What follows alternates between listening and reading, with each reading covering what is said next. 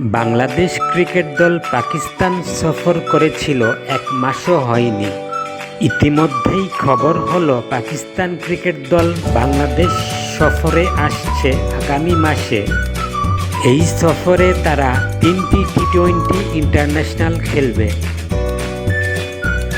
Champions trophy চলাকালে Bangladesh cricket বোর্ডের তৎকালীন প্রেসিডেন্ট ফারুক আহমেদ পাকিস্তান ক্রিকেট বোর্ডের প্রেসিডেন্ট মহসিন নাকভির সাথে আলোচনা করে এফটিপির বাইরে এই সিরিজ খেলার ব্যাপারে আগ্রহ প্রকাশ করেন। পাকিস্তান সফরের 3টি টি-20 ইন্টারন্যাশনালের 3টিতেই বাজেভাবে পরাজিত হয়ে হোয়াইট ওয়াশ হয় বাংলাদেশ।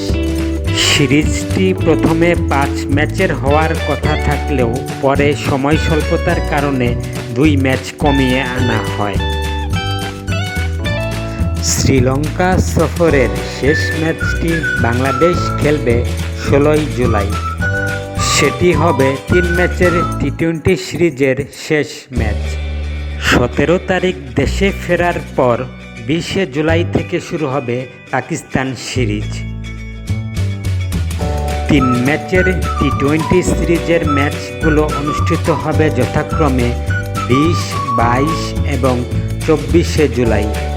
সবগুলো ম্যাচ অনুষ্ঠিত হবে মিরপুর শেরেবাংলা জাতীয় ক্রিকেট স্টেডিয়ামে এবং সবগুলো ম্যাচ শুরু হবে সন্ধ্যা 6টায়। বাংলাদেশ সিরিজ শেষ করেই ওয়েস্ট ইন্ডিজের পথে উড়াল দেবে পাকিস্তান দল।